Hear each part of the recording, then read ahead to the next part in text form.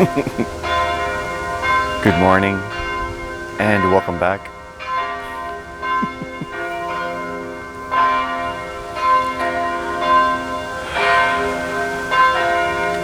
It's a nice sound with 3 bells. It reminds me of my wind chime.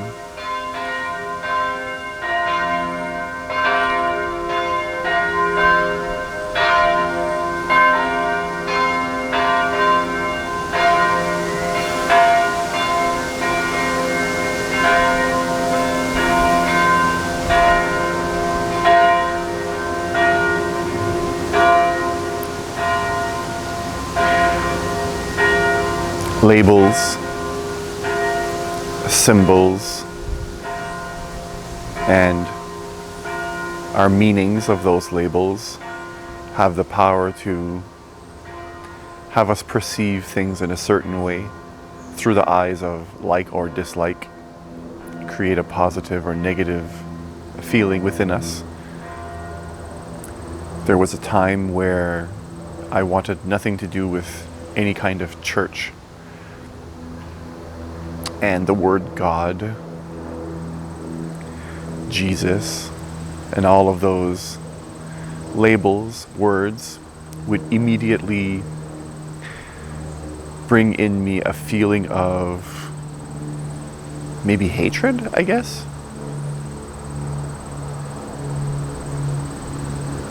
I immediately judged it, criticized it. Don't get me wrong, I'm not religious now, still. I don't go to church. I don't believe in Jesus Christ.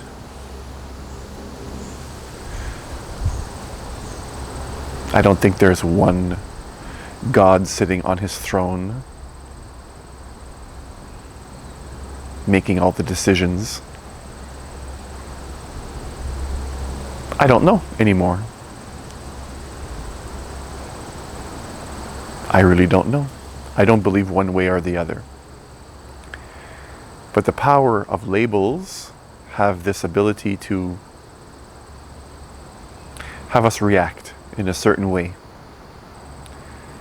So for me in my life, when I would hear the word God or church, I immediately would feel negativity towards the person that was talking about it. It immediately, I created this, I put them in a box, basically. In the same box of that all the people that are religious would fit into my mind.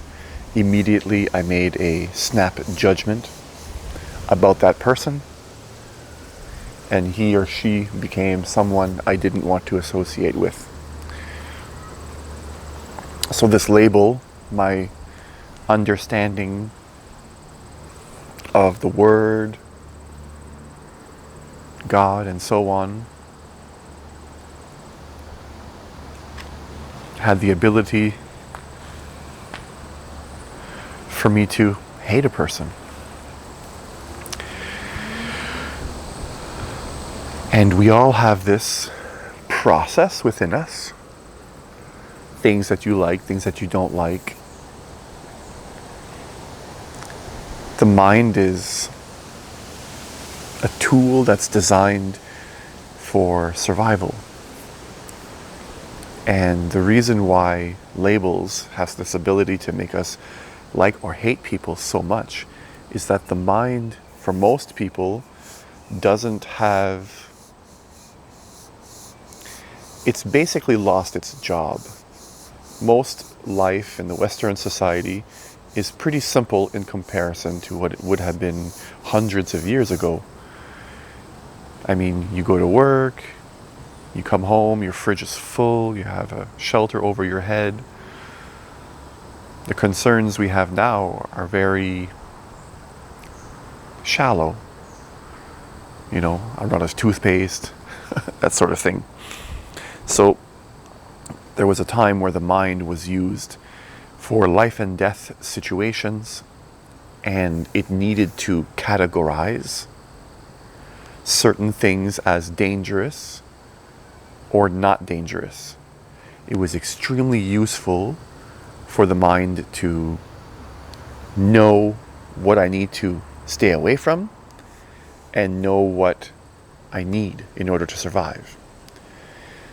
And the mind, because we had developed this structure of survival for thousands of years, maybe millions, who knows, the very structure of it is still there.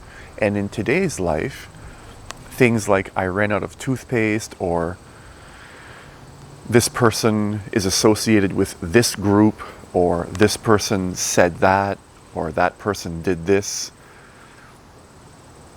carries the shadow of importance, which creates the separation of that person is dangerous, if that makes any sense.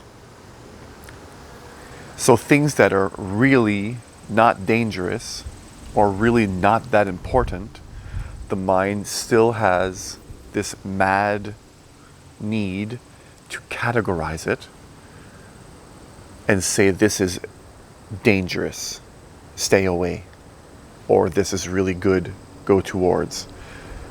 So food at one time was much less abundant, and we developed a natural taste for sugar and fats because those were the two most abundant sources of carbohydrates. So now sugar and fats are everywhere. So the abundance of this, our minds are still telling us to dive in and fill your face before you go on to the next famine. So we have these extremes that are developed or have been developed since we've been an early species, a survival structure. So with that understanding, anytime you label something and your mind says that it likes it or dislikes it, your mind will still go through the shadow of that categorization. And the mind is very good at overreacting because we haven't been in a society that is this abundant of resources, safety for this long. So the mind still wants to hate really hard, and it still wants to overindulge in excess. So for example, when I used to hear the word God, the mind would overreact and would want to attack it. I can't physically attack a word, but the structure of the attack is still there. So my mind will attack it through condemnation, judgment. It'll want me to separate myself from what it sees as dangerous. In whatever way. It might not be dangerous physically, although it was at one time. You could have been burned for dancing with the animals and singing a certain song a certain way and seeming to be in love with nature.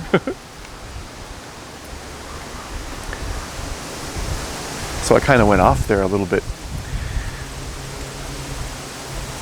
This is more a video on labels, but to understand why labels have such an impact and the ability to have us lose ourselves, you need to understand a little bit of the history of how the brain has been developed and where we are now. So we're at this process now where we're learning to untangle the overreactions inside of us and to see things as they are. We're in the process of relearning and restructuring the brain itself, the very survival mechanism, your ego.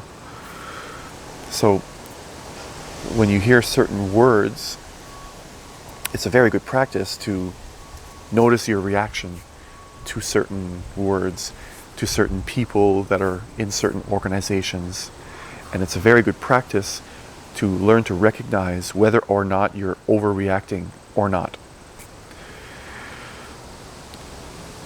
Because anything you do becomes a habit if you repeat it over and over. And if you're in the habit of finding things that are wrong with people all the time, then you're going to live a very negative existence. It's going to be not the most enjoyable life for you and for a lot of other people. And some people spend the vast majority of their lives like that, hating other people and always complaining about why such and such did this and why he did that, and that person's stupid and that he should do this. And it all goes back down to that brain structure that had been created for survival. So you have to ask yourself, am I safe? Am I being attacked? And is my reaction to this perceived attack appropriate? Is it going to help me to attack this person back just because he said a word?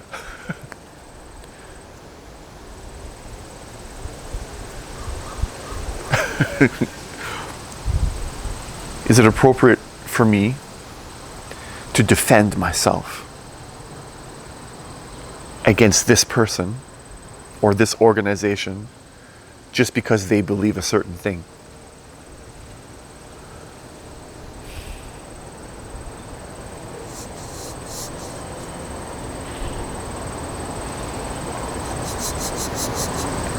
So labels are very dangerous, and also can be a good thing as well. You have to be careful how you use your mind. You don't want your mind to use you.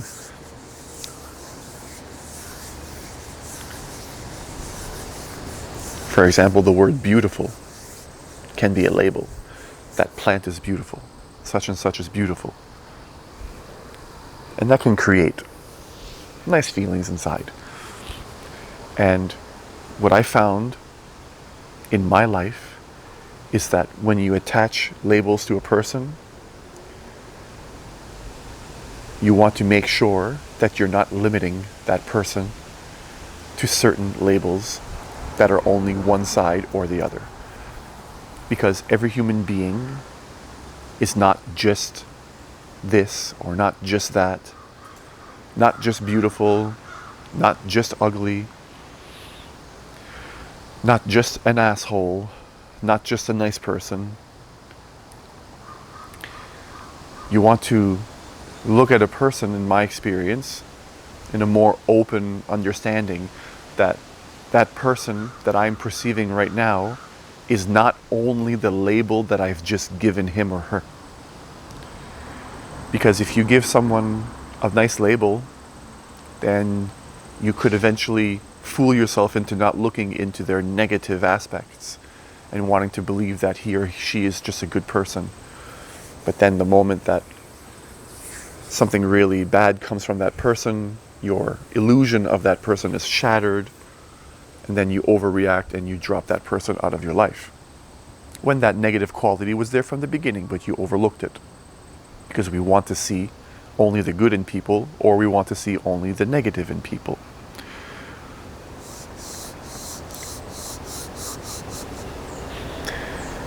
Each person is going to be different in every situation. Even 10 days ago, he or she might not have been the same. Every human being is going through a constant state of change, and what they believed before might not be what they believe later. So it's best to look at people, I found, with a very open mind and to not judge anybody. Because 10 years ago, you might not have even liked that person because of the labels you would have attached. But today, that person might be your best friend. And maybe it wasn't that person that changed at all. Maybe it was you.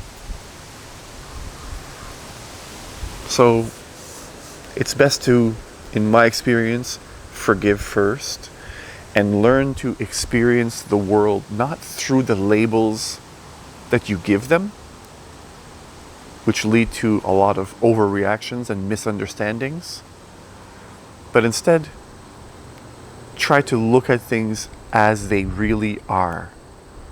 Each experience, look at it fresh and try to bring in as much of the truth about it, as much of the reality of it as you can within that moment,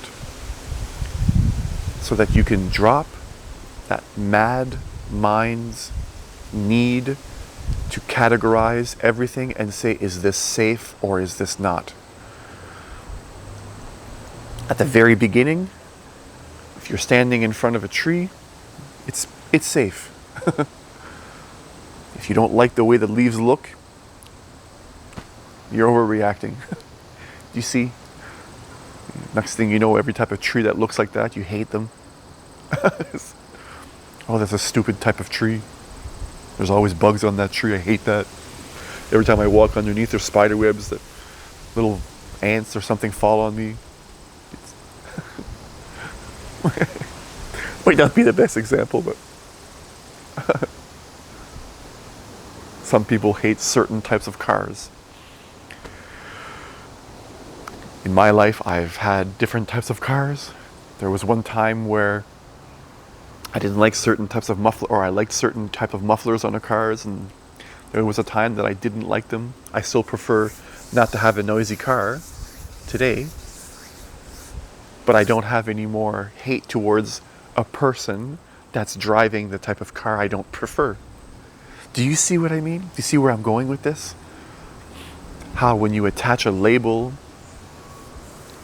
to something and it falls into your realm of like and dislike, how it has the ability to have you separate yourself from other people and put them into this small box that you view the person from. That person is the owner of a loud car. Therefore, everything about him you hate. And you never even met the person. Again, it's this quick snap judgment that the brain had developed in a time where it didn't have the plethora of information today. There was a noise in the bush, and from your experience, last time you heard a rustling of that type, a tiger jumped out and nearly killed you. So now every time you hear a rustling in the bush, you have a tendency to want to run and hide from it. And that was what life was probably like, hundreds and thousands of years ago for a lot of people. Well, today, every time you see a car with a loud muffler, your brain will still want to categorize it in the same way. But does it make sense to do that now? If you're walking in the forest maybe and you see a bear, but there's enough information today that you can research a bear before you go into the woods and the things that you need to be afraid of and how to act. And we live in a completely different time.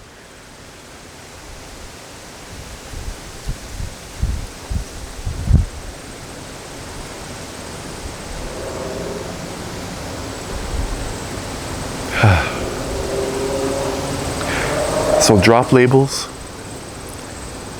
Look at the world fresh.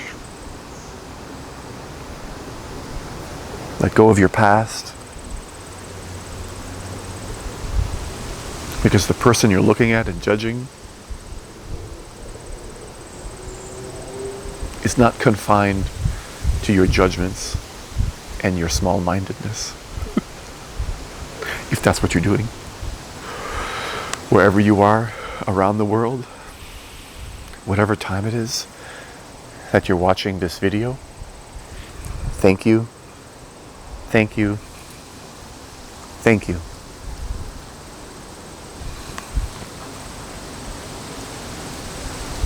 Just be who you are and let others be. Peace.